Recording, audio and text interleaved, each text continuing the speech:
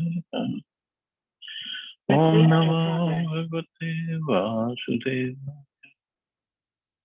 Narayanam Namaskritya Naram Cha Narottamam Devim Saraswatim Vyasam Tato Jayantiraya. Nashtapraheshu Bhadreshu Nityam Bhagavata Sevaya Bhagavati Uttam Shloke Bhaktir Bhavati Naistiki. So continuing with the discussion on Srimad Bhagavatam, Canto 7, Chapter 5, Prahlad Maharaj, the saintly son of Hiranyakashipu. Text number 38 onwards. So yesterday we studied how Hiranyakashipu got really angry at Prahlad Maharaj. And he said, he was like, if a limb of one's body is poisoned by disease, it must be amputated so that the rest of the body may live happily. Similarly, even one's own son, if unfavorable, must be rejected, although born of one's own body. So basically, he wanted to kill Prahlad Maharaj. So he further says, Sarvarupayar hantavya sambhoj shayanasane suhridlingadhara shatrur munir dushtam evendriyam.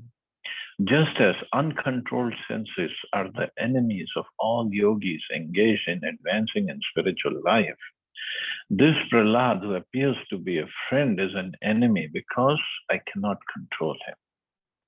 Therefore, this enemy, whether eating, sitting, or sleeping, must be killed by all means.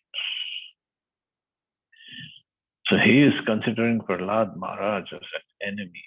Because why? Because I cannot control him. What kind of concept is that? And Prahlad Maharaj is actually his best well-wisher. But he cannot understand this. Hiranyakashipu planned a campaign to kill Prahlad Maharaj. He would kill his own son by administering poison to him while he was eating, by making him sit in boiling oil, or by throwing him under the feet of an elephant while he was lying down. Thus Hiranyakashipu decided to kill his innocent child, who was only 5 years old, simply because the boy had become a devotee of the Lord. This is the attitude of non-devotees towards devotees. So this is the picture in the background where the elephant was called by all these demons to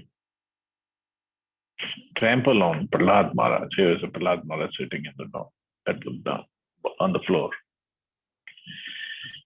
Naritaste samadishta bhartra vaishul panaya digma danshtra karalasya tamra shiroruha nadanto bhairavam nadam chindi bhindi ti vadina asinam chanaham shula prahadam sarvamarmasu.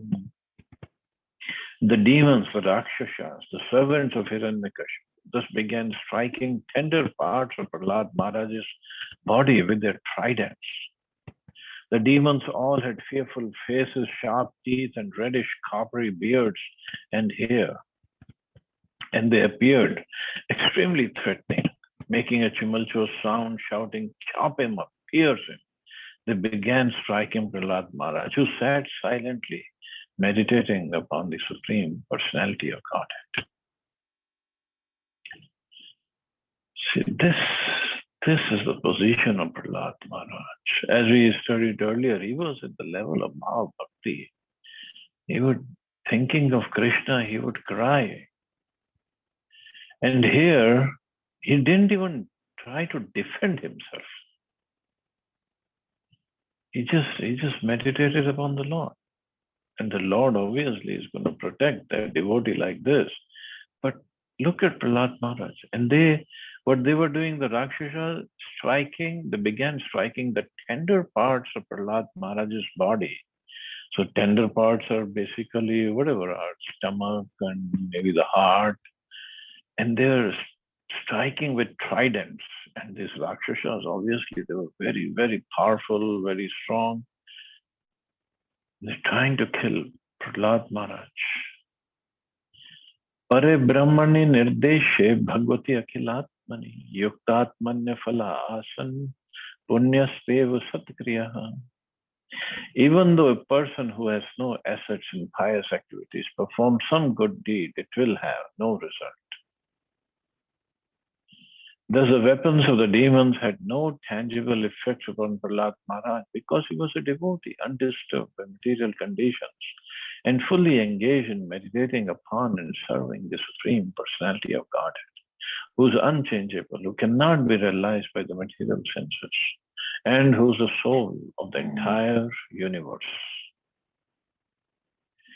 Prahlad Maharaj was constantly and fully engaged in thought of the Supreme Personality of God. As it is said, Govinda Parirambita. Prahlad Maharaj engaged himself always in meditation, and thus he was protected by Govinda. Just as a small child on the lap of his father or mother is fully protected, a devotee in all conditions is protected by the Supreme Lord. Does this mean that when Prahlad Maharaj was attacked by the demons, the Rakshasas, Govinda was also attacked by the demons? This is not possible. There have been many attempts by the demons to hurt or kill the Supreme Personality of Godhead. But he cannot be injured by any material means because he is always in transcendence.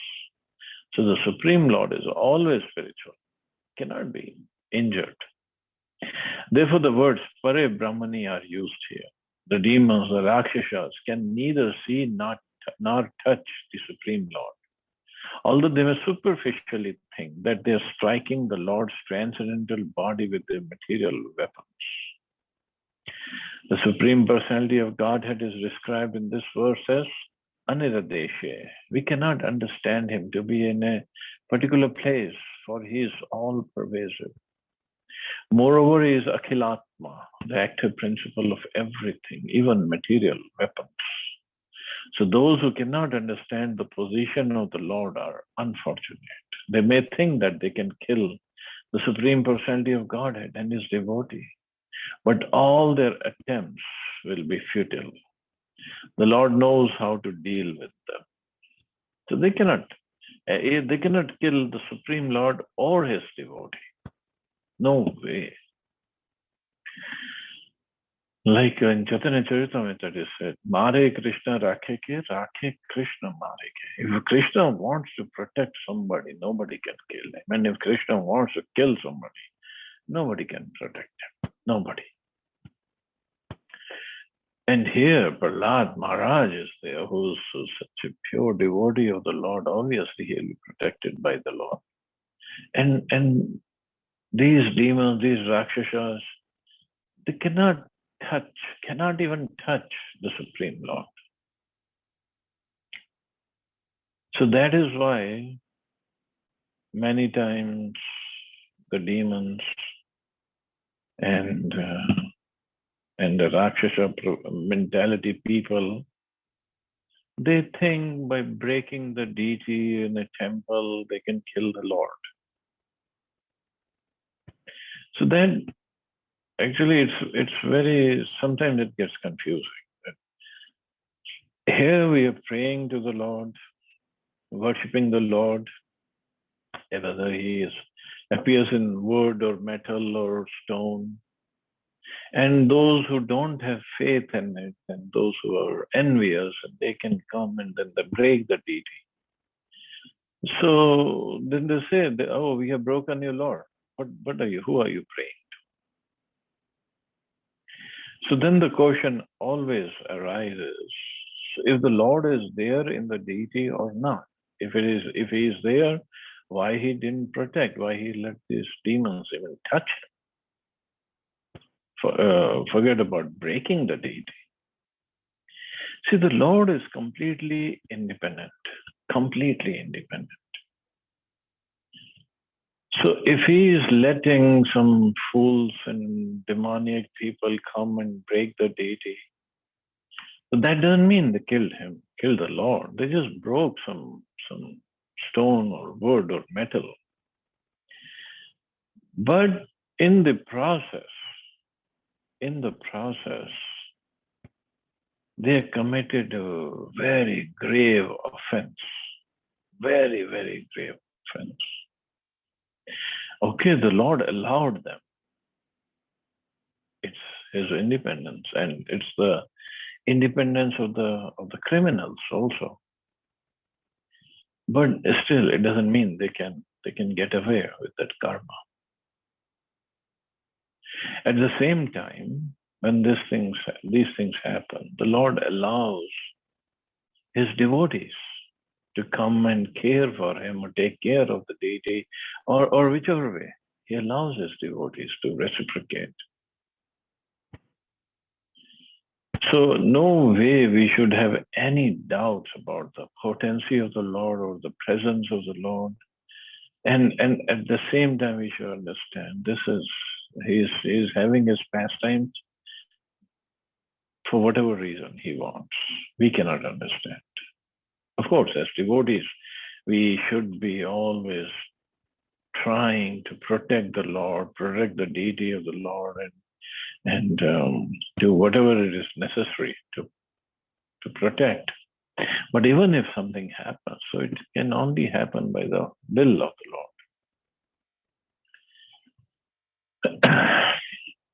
प्रयासे अपहते तस्मिन् दैत्येन्द्र परिशङ्कितः चकार तद् वधोपायान् निर्बन्धेन Yudhishthir. My dear King Yudhishthir, when all attempts of the demons to kill Prahlad Maharaj were futile, the king of the demons, Hiranyakashipu, being most fearful, began contriving other means to kill him. So they could not kill him in any way by striking him with tridents, by putting him in the boiling oil, in the pot of boiling oil, or trying to trample him down with the mad elephants. They just couldn't do it.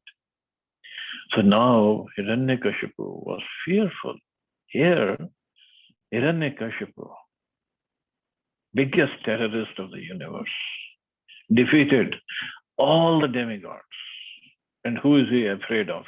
A mere 5-year-old boy who's not even picking up any weapons against Hiranyakashipu, not even trying to defend himself. But just because he could not kill Prahlad, Hiranyakashipu was afraid. So obviously, when one is afraid, he would forget all the opulence he has that he was supposed to enjoy, and he had done so much of austerities just to get those opulences, get those blessings. But he forgot everything. Now he was afraid. For his own life, he was afraid. What is going to happen? Diggajar Danda Shukendra Abhicharavapatane Maya Bhi Sannirodhescha Gardaner Bhojane Himavaya Vagni Salile Parvata Kramanaerapi Nashashakayada Hantum Apapam Asurasutam Chintam Dirgatamam Praptas Tatkartum Nabhyapadyata. Hiranyakashipu could not kill his son by throwing him beneath the feet of big elephants, throwing him among huge, fearful snakes, employing destructive spells, hurling him from the top of a hill, conjuring up illusory tricks, administering poison, starving him, exposing him to severe cold, winds, fire, and water, or throwing heavy stones to crush him. When Hiranyakashipu found that he could not in any way harm Prahlad, who was completely sinless, he was in great anxiety about what to do next.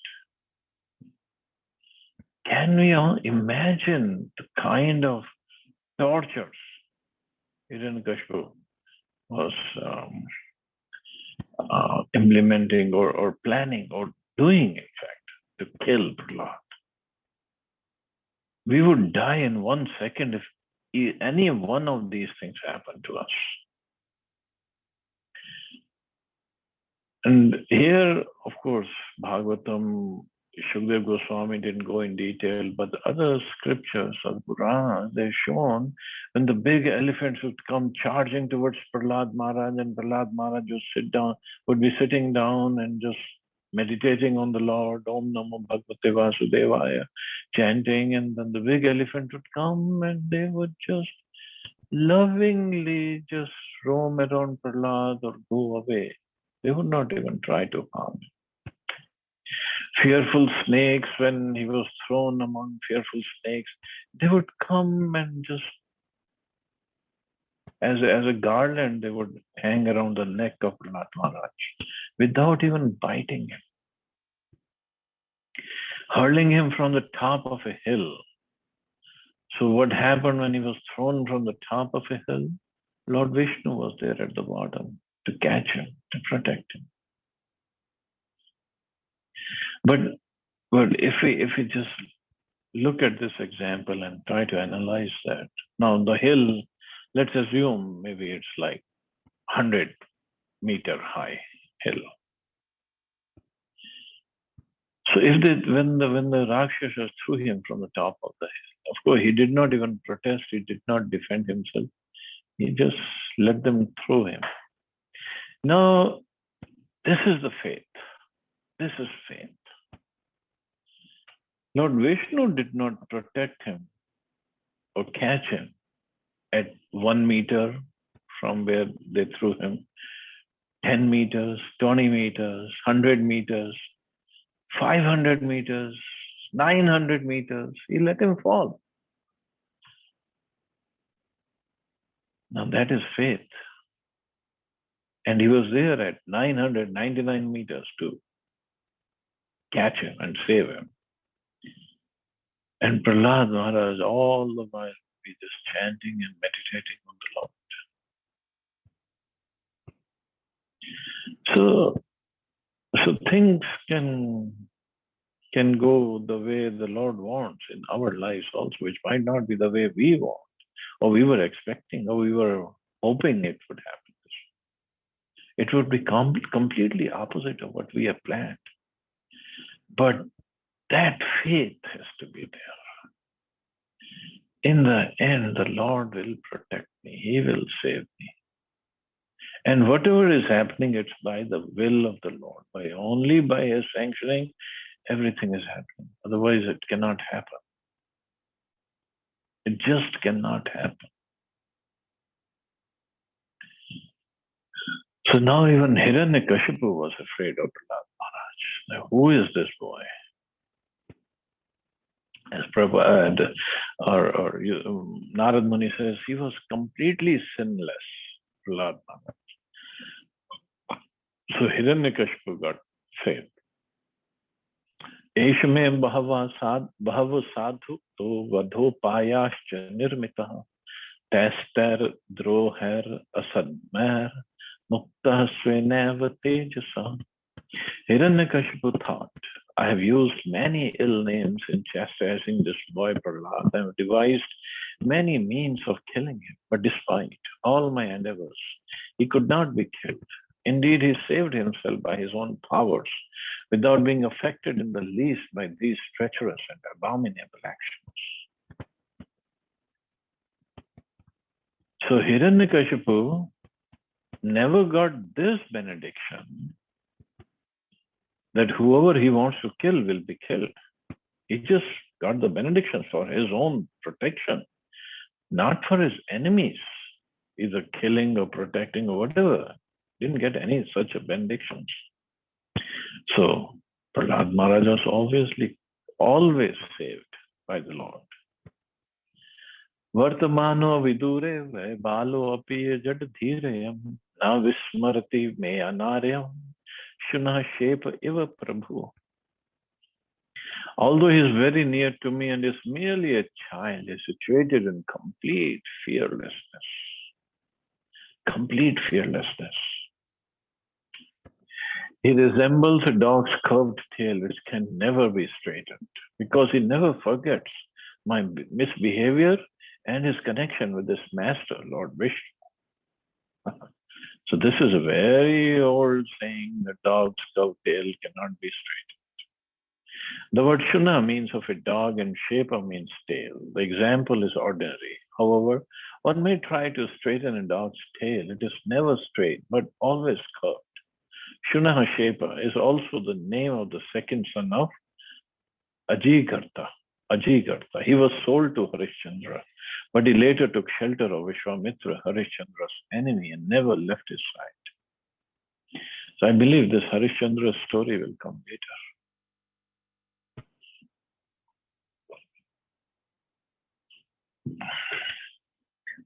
So Hiranyakashipu is thinking like that for Prahlad, and obviously we think like that for Hiranyakashipu. He is like dog's tail. He's never going to be straight. Aprameyanubhavoyam akutaschid bhayo amaraha nunam etad virodhena mrityurme bhavita nava. I can see that this boy's strength is unlimited, for he has not feared any of my punishments. He appears immortal. Therefore, because of my enmity toward him, I shall die. Or maybe this will not take place. Even now, Hiranyakashipu was afraid that somehow he is going to die. Iti tachintaya kinchin mlana shriya madhomukham shandamarka voshanaso vivikta iti ho chatuhu. Thinking in this way, the king of the Daityas, morose and bereft of bodily luster, remained silent with his face downward. Then Shanda and Amark, the two sons of Shukracharya, spoke to him in secret.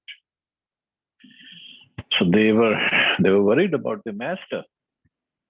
So they spoke to him. Jitam tvaya kena jagatrayam bhavor vijrambhana trasta samasta dishnipayam natasya chintayam tavanata chakshvahe navai nam gunadoshayo padam. Oh Lord, we know that when you simply move your eyebrows, all the commanders of the various planets are most afraid.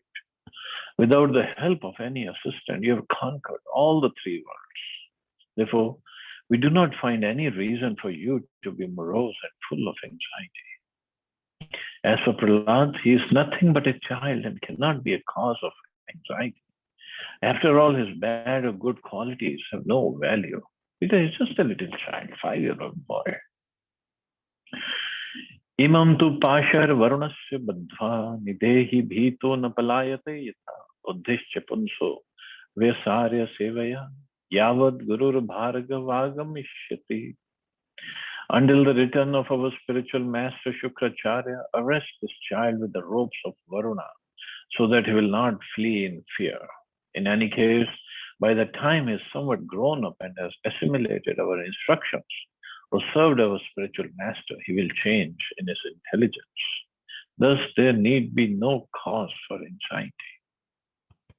So maybe Shukracharya was gone somewhere and they said, let him come back. Until that time, let this boy be bound with the ropes of Varuna. Varuna is the water of the ocean or demigod of the ocean or water. So I don't know what are the ropes of Varuna like. There must be something strong. Tatheti Guru Putroktam Manu Gyayedam Abravit Dharmo Hyasya Padeshtavyo Ragyam Yogrihimedinam. After hearing these instructions of Shanda and Amark, the sons of spiritual master Hiranyakashipu agreed and requested them to instruct Prahlad Maharaj in that system of occupation duty, which is followed by the royal householder families. So somehow these Shanda and Amark, they came to the rescue of Hiranyakashipu. They said, we'll teach him. And Hiranyakashipu, yeah, go take him away and teach him. Hiranyakashipu wanted Prahlad Maharaj to be trained as a diplomatic king in ruling the kingdom, the country, or the world, but not to be advised about renunciation or the renounced order of life. The word dharma here does not refer to some religious faith. As clearly stated, dharma here asyopadeshtavyo ragyam yogrihimedina. There are two kinds of royal families. One whose members are simply attached to household life, and other consisting of Rajarishis, kings who govern with ruling power, but are as good as great saints. Prahlad Maharaj wanted to become a Rajarishi, whereas Hiranyakashipu wanted him to become a king attached to sense enjoyment. Therefore, in the Aryan system, there is a Varnashram Dharma. by which everyone should be educated according to his position in the society's division of Varna and Ashram. So Prahlad Maharaj was a Kshatriya, son of such a great, powerful king, Hiranyakashipu. But his mentality was towards serving the Lord. So he wanted to be the real king, like a Rajarishi, like Yudhishthira Maharaj or Prithu Maharaj. But Hiranyakashipu, no. Be like real king who just like to enjoy. A devotee purified by devotional service is always in the transcendental position above the mundane qualities. There's a difference between Prahlad Maharaj and Hiranyakashipu was that Hiranyakashipu wanted to keep Prahlad in mundane attachment, where Prahlad was above the modes of material nature. As long as one is under the control of material nature, his occupational duty is different from that of a person not under such control. One's real dharma or occupational duty is described in Srimad Bhagavatam. As described to his order carriers by Dharmaraj or Yamaraj, a living being is a spiritual identity. And therefore his occupational duty is also spiritual. The real dharma is that which is advised in Bhagavad Gita. Sarva dharman parityaja mam ekam sharanam vraja. One must give up one's material occupational duties, just as one must give up his material body. Whatever one's occupational duty, even according to the Varnashram system, one must give it up and engage in one's spiritual function. One's real dharma or occupational duty, as it is explained by Chaitanya Mahaprabhu, Jivera Swarupai Krishnera Nityata. Every living being is an eternal servant of Krishna. That is one's real occupation duty. And Prahlad Maharaj wanted to follow that dharma, the real dharma, not the mundane dharma that Hiranyakashipu wanted him to learn. So we'll stop here. And a wonderful fight, not physical fight, but principal fight is going on between Hiranyakashipu and Prahlad. And physically, there is so much of difference. He is just a little 5-year-old boy, and he is the biggest terrorist of the universe, who has defeated everybody except Brahmaji and Shivji, and obviously Vishnu. And here is a little son Prahlad, who just won't give up or give in. So we'll continue tomorrow. So we'll stop here, see anybody has any questions or comments.